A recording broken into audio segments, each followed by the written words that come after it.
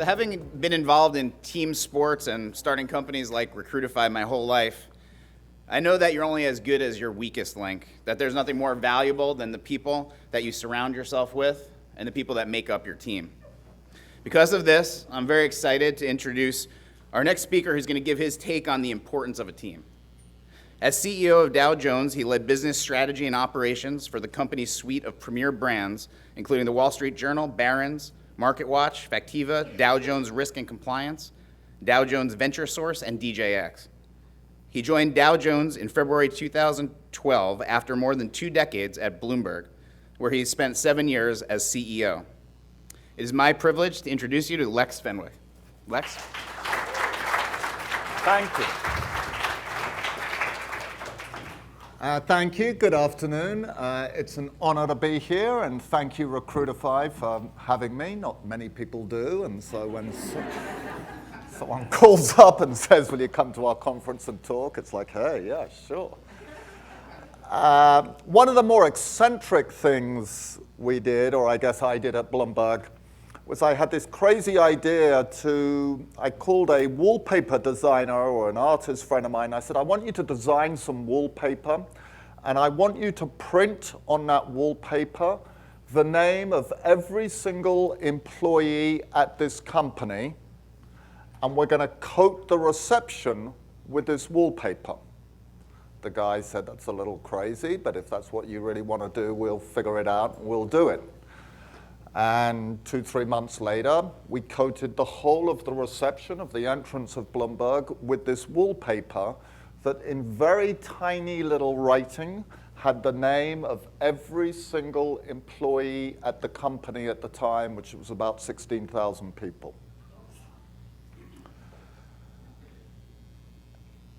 To my astonishment, people would bring their customers, their guests, their family, their friends, and they would come in and they would go up to the wall and go, look. Shit, I was told not to do that. Entirely my fault. He warned me not to go near the speaker. I'm not used to this. Don't get asked out many times. So go near a speaker. But they would come in and you would be amazed at how proud the people were that their name was up in the most minuscule writing that you could barely read, by the way. It could probably easily have said Fred Smith, not Jane Phillips. But it was one of the things that we did to try and demonstrate to people that we appreciated them enormously. And for us, always the mantra was the people, our people, the most important thing in our whole business. The quality of our people and our people, our team, was the critical differentiator between us and everybody else. It wasn't the technology, it wasn't the data, it wasn't the news, it wasn't any of that, because it was the people, it was the humans who created all of those things that helped differentiate us. We were extraordinarily proud of our people, and we tried to do things that not only showed the world that, the outside world, but also our employees. So the wallpaper worked a treat. Try it. It works fantastic. Because what you normally do is just see the names of the top managers. Or you go to Goldman Sachs and you see a little portrait of the people that run the firm. Well, where are all the other people that did all the work? While this guy sat in an office and just made all the money. No. We only show our CEO or our chairman. Show everybody's name. They'll love you. One of the other things that we did when you came into Bloomberg or into Dow Jones, our guests, our customers, people who were there to do business with us, we put them right into a kitchen where all of our employees took their snacks and had coffee and chit-chatted and gossiped and whatever they did in the kitchen. But we took the customer from the moment they came in. They didn't go through a reception with beautiful furniture and beautiful newspapers and beautiful people. We didn't have that. We dispensed with reception.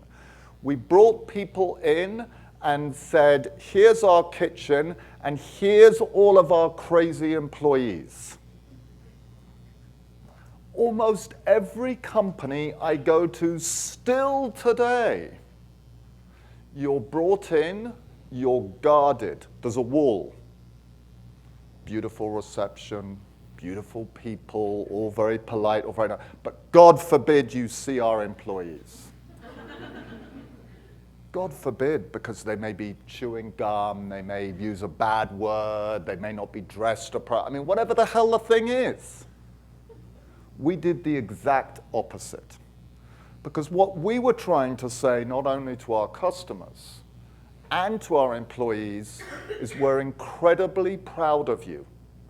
And I wanted to show all of the people that came to our company, this is who we are. This is us.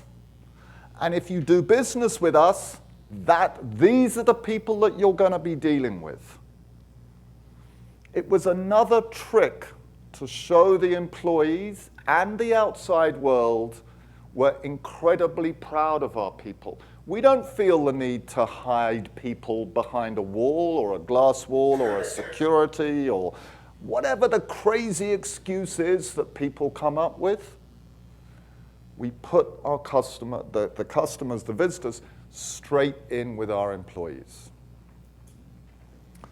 When we hired, we had an interesting way of hiring. We didn't hire every single person like this, but it was one of the ways, or the majority of the hiring we did in this way. We had a customer service or a customer support group. And those people would take calls from our customers 24 hours a day, 7 days a week, around the world, about anything to do with our company. It's actually, for those people that live here and are familiar with 311, 311 was modeled after what we did at Bloomberg. Surprise, surprise, because the Mayor Bloomberg built 311, which is actually one of the greatest things if you haven't used it. By the way, I don't work for Bloomberg or the city, so I have nothing to, but if you haven't used 311, try it. It's fantastic if you live in the city. But we had a customer support group. They took the calls for every customer, every inquiry, anybody that called Bloomberg or Dow Jones, one number, you were picked up by this group in customer service. We hired people to join customer service. We hired, I guess, what you would call junior people.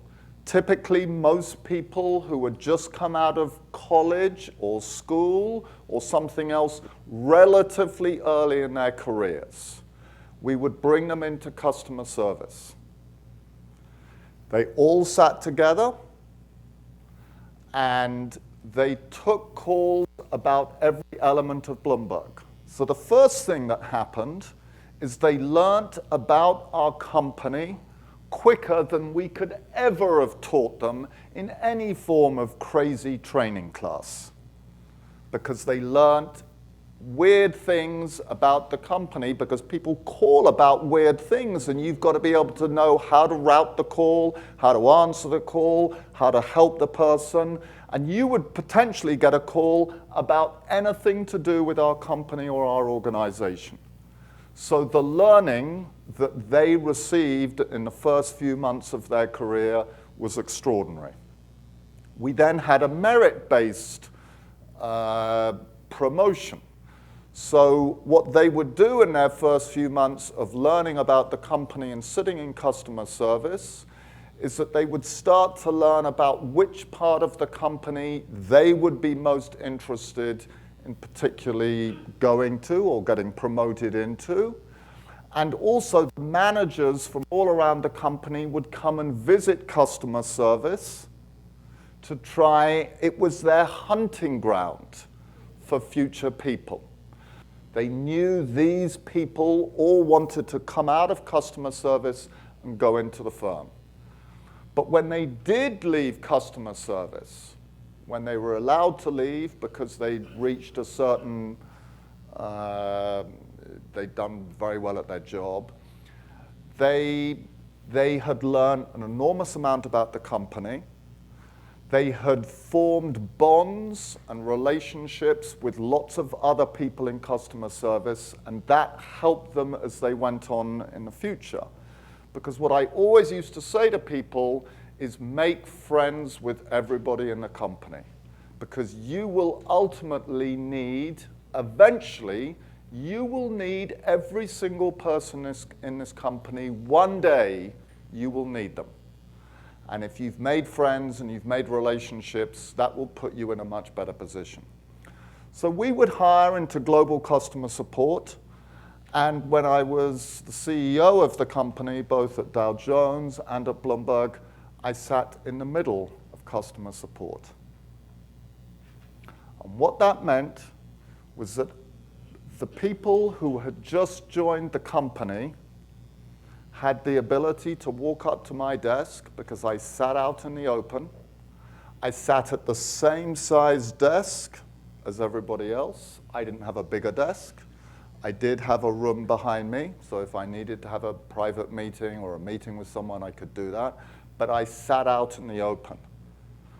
And you would be amazed how many of those people came up to me and talked to me. They gave me an idea. They asked me a question.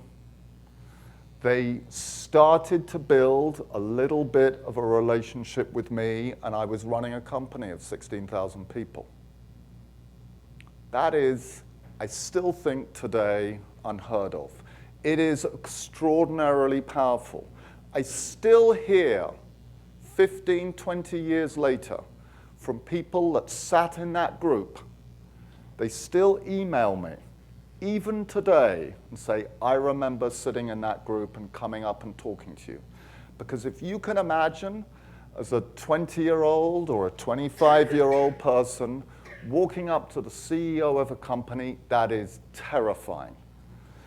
But if you can start to do that, if you can have a culture, if people start to feel that it's a team and you're all working together, it is extraordinarily powerful because you get really good ideas from these guys and they start to feel more comfortable.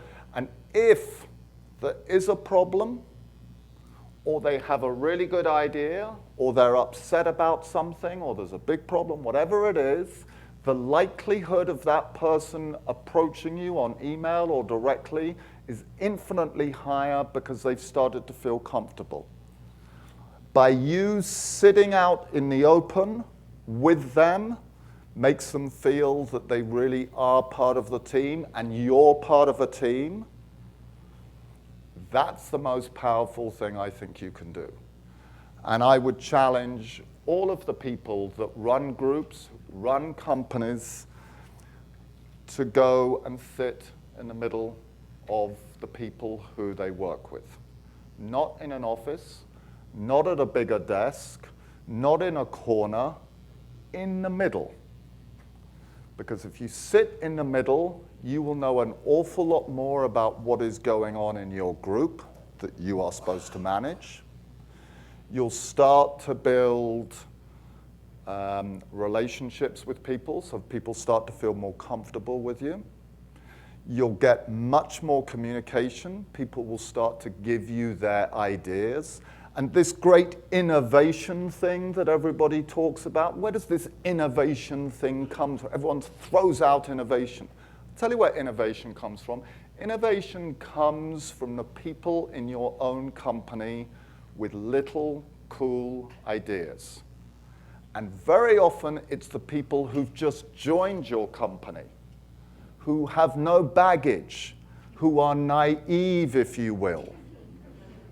Those are the people with the really cool ideas. the old guy like me that's been there for years and years and years with all the baggage and the reasons we can't do this and we can't do that and we can't do that. Those aren't where the ideas are from. The ideas are from the young, new people to the company. Sit with the new people in your company, sit out in the open. And the people, the managers I really respect when I go and visit them are the people who sit at the same size desk, right in the middle of their group. And you tell me how many of those that you know, and don't have a weird little family photographs. That's a real status symbol. A coat hanger. Little mementos. No one else allowed to have mementos, but I can have mementos because I'm the manager. Be the same as everybody else. Sit near the entrance. You'd be amazed how much little bit harder people work if you sit right by the entrance. I sat right by the entrance. The whole, with all of the new people to the firm, right by the entrance. So when the people came in the morning, they saw me, and when they left, I saw who was leaving. You'd be amazed how much more people work.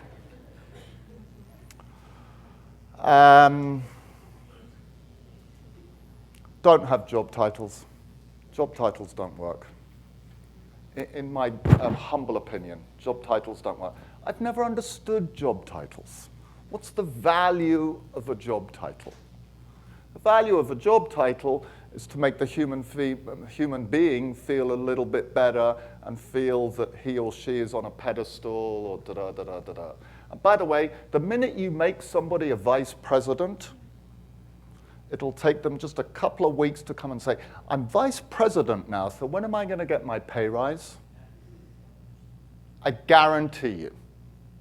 So first of all, you've made the guy vice president, or the lady, and then 3-4 weeks later, you've got to have the difficult conversation about, okay, now I'm a vice president, I want to have another 20% pay rise, please. Never understood job titles. Everybody has to have a job title. Why? Everybody, what you're trying to do is to break down the barriers of communication, to make everybody feel like to some extent there's equality, and that the minute you give somebody a job title, you separate them from the rest of the group. And the minute you separate them from the rest of the group, the communication becomes more difficult. You've put a barrier up to the communication. The minute you sit somebody in an office, at a bigger desk, in a corner, all of these tricks we all play in the corporate world, you're stopping the communication. And human beings are pretty bad at communicating with each other. And what we would all like, I think, in our companies, is for people to communicate more, not less. And a meritocracy is really critical. No nepotism. Nobody with a relationship to anybody else. And a relationship, by the way, is not just a sort of living together relationship. It's any form of relationship. And I used to get very upset. We didn't allow it.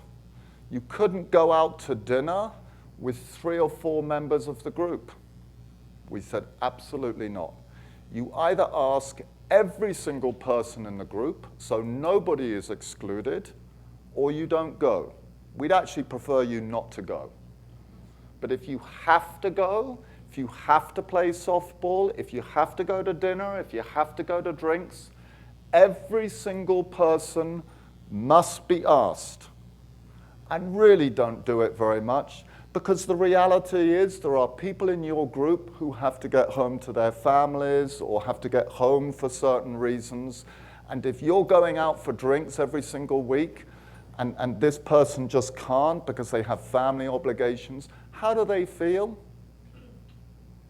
They feel that the group that goes out for drinks with the manager has got a special relationship with the manager that they do not.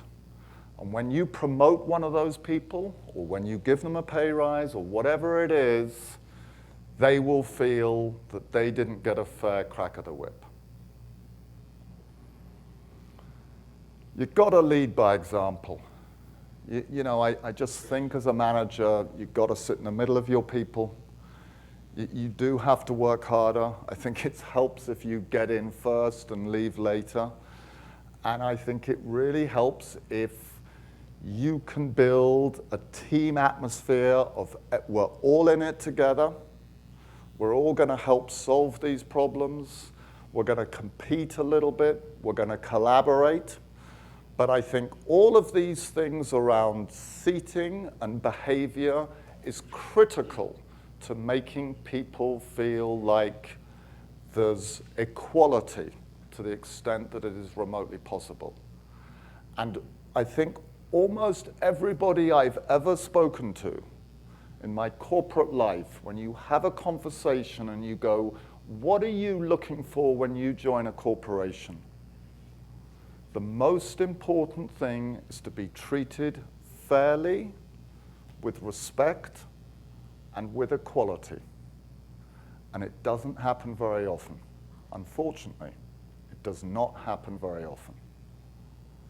Because there's really great people out there, and if you support them and they feel they've got an equal chance, no matter what, they will work really hard, try really hard, and you will have a much, much better corporation, a much better business, and a much happier business full of really happy, great employees who then work harder, they try harder, and everything goes much better. And what I'd love to do is take some questions or observations. So you've worked for, obviously, Mr. Bloomberg and Mr. Murdoch, and I was wondering, how did that affect the way in which you were able to implement your vision and philosophy, in the workplace with different kinds of leaders? I don't quite understand the question, but I mean, they were both very supportive. Neither of them had any issues. When I left Bloomberg and joined Rupert Murdoch, I explained to him this was the way I worked, and I went round the offices of Dow Jones, which was the company he wanted me to run, and I looked at him, I said, you do realize I will knock down every single office in the first week. I will take all the doors off all the rooms. No manager will sit in an office.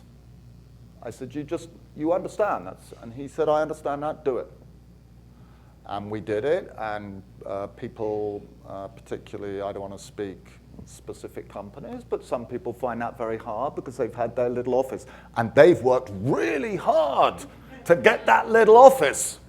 I mean, really hard for 30 years.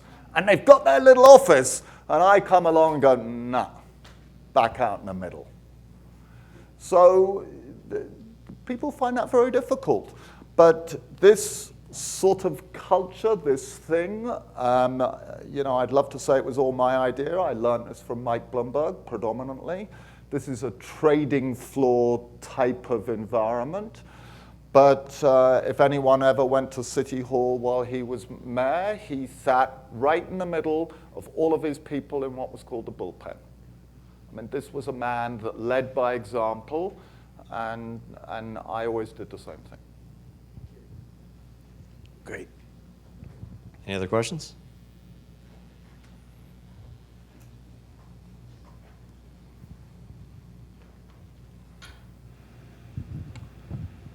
Okay, so you said the term meritocracy, and that's what you're striving for. Is that accurate? Because I've heard there's a paradox with meritocracy. Like there's a lot of research on meritocracy and how it can actually have a negative impact on gender bias. And so there's some article from MIT that came out, I think it was 2-3 years ago. And the only reason I bring it up, it's fresh in my mind because I went to a conference, I heard about it, I was like, oh my gosh, that's interesting. Yeah. And you brought that up as sort of the goal, and I was wondering if you ever ran into those challenges that I just described. You inevitably, because I think what's important for me, and by the way, I'm not saying this is the perfect way to run a company or do anything, but for me, I think the most important thing was for me to be able to go back and look at myself in the mirror and say that the compensation, I would never have wanted it to be public, but if it had been made public, I wouldn't have been embarrassed. When I promoted somebody, or somebody was promoted in a firm, not I, when we promoted somebody, you genuinely wanted to feel that that person deserved it more than anybody else who was appropriate for that job. We tried really hard to promote from within.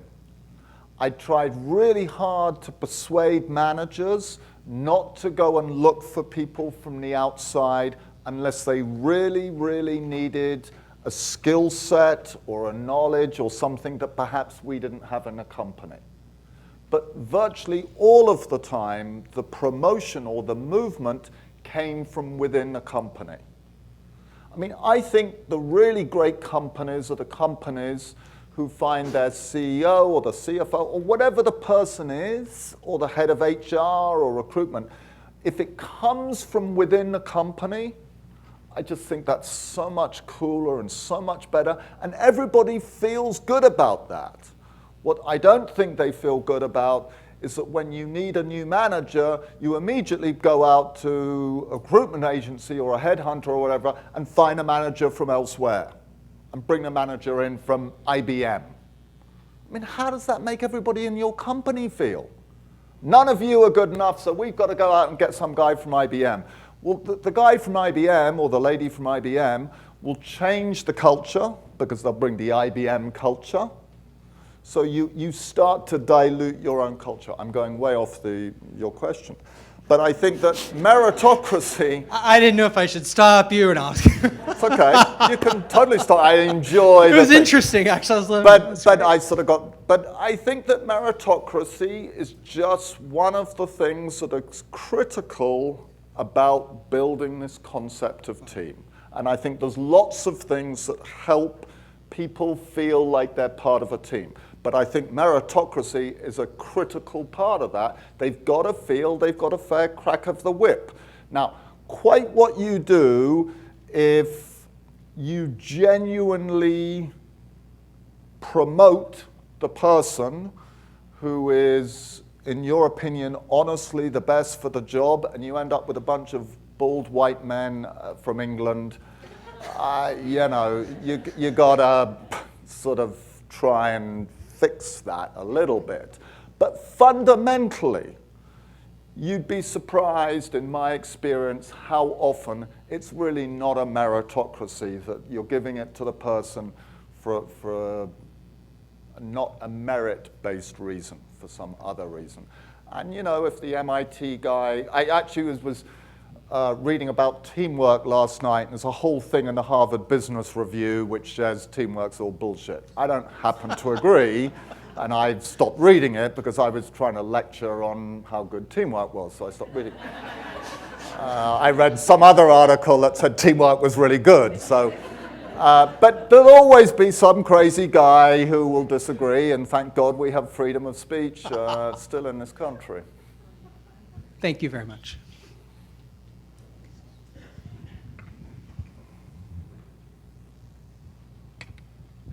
Hi, what advice can you give us on how to get executive level support for our out-of-the-box ideas?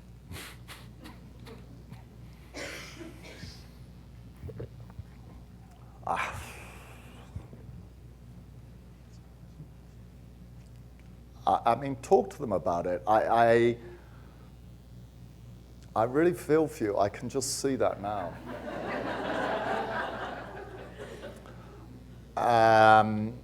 That's a really difficult, I don't know. I think you should plug away. We used to have this expression at Bloomberg, the squeaky wheel wins.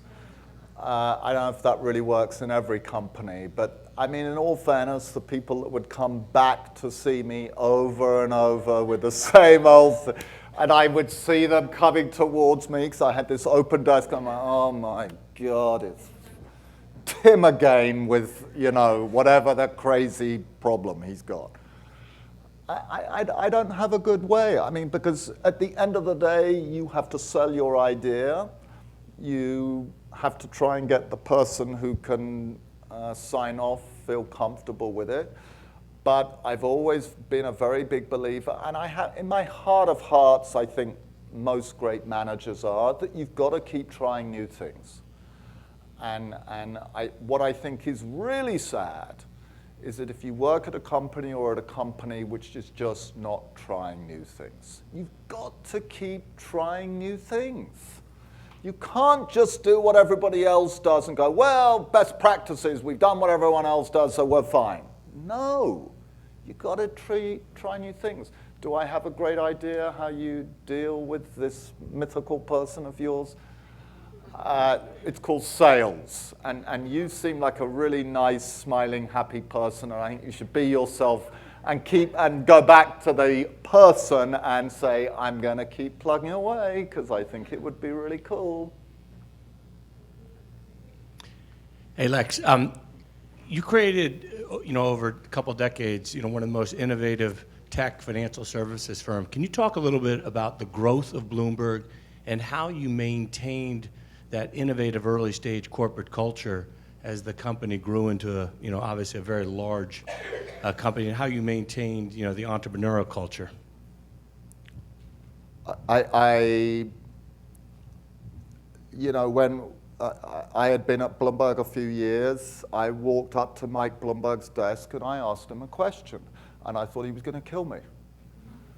And this is not a little flower type human being. This is a relatively aggressive human being.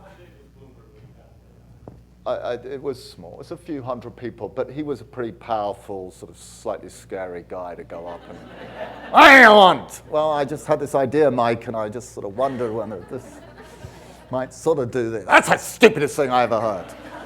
Okay, well, let me try this idea. But nevertheless, it was always a place, and that's what I think's really important. When you say entrepreneurial and innovation, all these words that we use the whole time, at the end of the day, it's openness. And I think if the managers sit out in the open and are approachable, not the whole day long. I mean, I sort of made it my business. Listen, I'm not really approachable most of the day, but 5, 6 o'clock onwards, it starts to quieten down. I would sit there for an hour and sort of do some other stuff and say, look, this is sort of the time to approach me. I mean, some people have these, they call them surgeon's hours or doctor's hours. I've sort of always hated that. They have these Friday, 1-hour sessions. But I think to answer your question, the most important thing that helped innovation and entrepreneurialism and keeping it is for the manager to sit out in the open, to be talking with his or her team of people or group of people, and for anybody in the company to be able to walk up to anybody else in the company and ask a question or make a suggestion. Because the ideas, the new ideas, as this lady was suggesting, comes from within. And if the lady who just asked the question could easily go to the manager or the managers who are relevant to this and discuss the ideas, and they were open to it and say, yeah, look, I mean, what's the worst that can happen with this lady's idea? I mean, I don't even know what the idea is. I suspect the worst thing that could happen is it's going to cost you a couple of $100 or a couple of $1,000. Why not? Try things. And if I said to this lady who's trying to do a new thing, just do it. Great. Go. Enjoy. Well, first of all, it might be the most brilliant idea that we ever came up with. Secondly, she feels fantastic. She tells everybody that she talks to in the company how cool it is that she's allowed to do her new idea and try her new idea. And then other people start coming out of the woodwork saying, oh, I've got an idea, can we try this? Now, the problem is that you can't try every single crazy idea, and because some of them truly are insane, trust me. But a lot of them are great. And so how do you do it? I think that by doing some of the things that I've talked about, really keeps it entrepreneurial, fresh, and you've got to keep doing new things. You can't just stick with the way that you're doing it because it seems to work. That is the most depressing thing. That's what put me off about corporations. I don't want to be somewhere where we just sort of keep going the same old way because it seems to work. I mean, shoot me. I want to keep doing new things. I want to try new things. Let's try. Let's have some fun. Let's make it entertaining. Let's just shake it up and do a new thing. And if it doesn't work, okay, fine. We'll do another thing. Most people are like that. And particularly the people who are going to have the passion and the enthusiasm and the hard work and the smarts to push your company to the next level. The people who want to sit in their office and just don't do anything, don't talk to me, I've worked really hard to get here, let's not shake this up. They're not going to get your company to the next level. Everybody be out in the open. Everybody be approachable. Try to make everybody feel like it's a team, that we're all in it together. Keep the communication going, and absolutely push the culture of the ability for anybody to go up to any other person, despite their level or their job title, or whatever crazy thing it is, and the ideas will flow. Great. One more.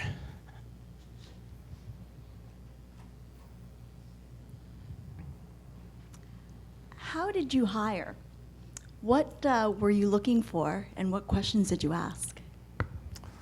I used to read, what the Google and the Facebook recruiters, these clever questions, so I could have a clever question.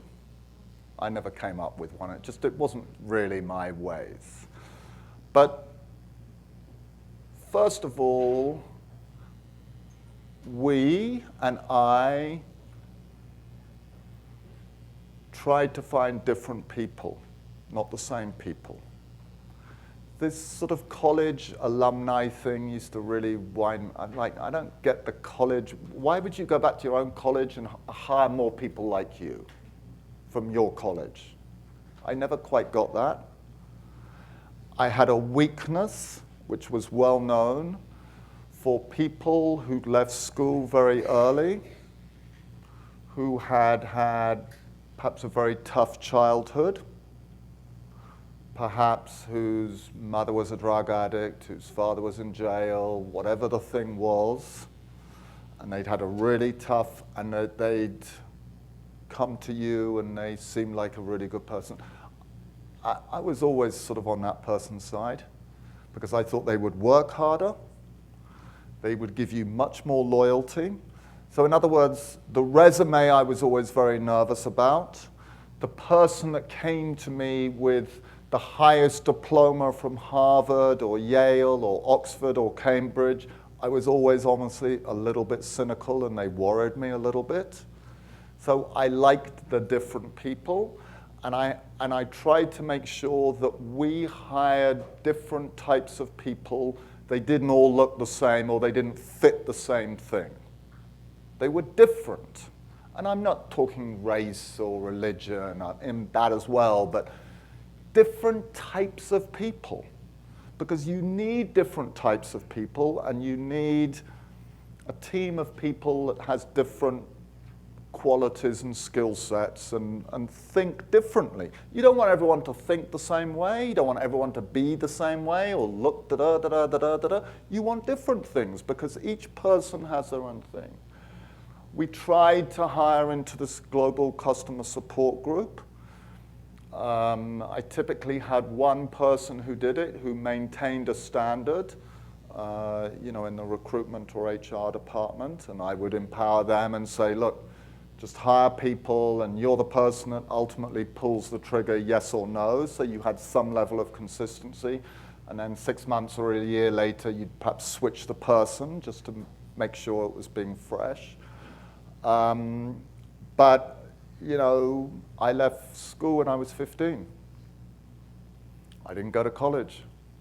And so maybe that's sort of my chip on my shoulder about people who went to college. But I've never understood the excitement about the guy went to the greatest colleges on earth. Yeah, and? So? I like people who I think you give a chance to, because I've always thought it's a 50-50 thing. In other words, when you hire somebody, that person is giving up some part of your life to come and give you work with you, and you're going to give them some money and you're going to give them a chance. It's 50-50. It's a sort of mutual agreement there. But try to give some different, unusual, interesting people a chance, because they're probably the creative people who will just have this genius spark one day. Try to give those people a chance. And I've always felt very strongly that when you put somebody in a position, it should be a stretch. It shouldn't be something they can do sort of in their sleep. So when you look at what they're going to have to do, and you look at the people who potentially you put in that position, it should be a little bit of a stretch for them to be able to achieve that. They're going to have to grow and develop, because they'll work harder and they'll try harder. The last thing you want is a guy, you say, do this job, and she thinks, oh, this is a piece of cake, this is it. That's the last thing in the world you want. You want the person to believe they've been given an opportunity and to really want to prove to you and to themselves that they can do it. They'll work much harder, they'll be much more loyal, and I think most of the time it'll be a much more successful thing for you. Awesome. Thanks so much, Lex. Enjoy your drink. Thank you. Thank you very much.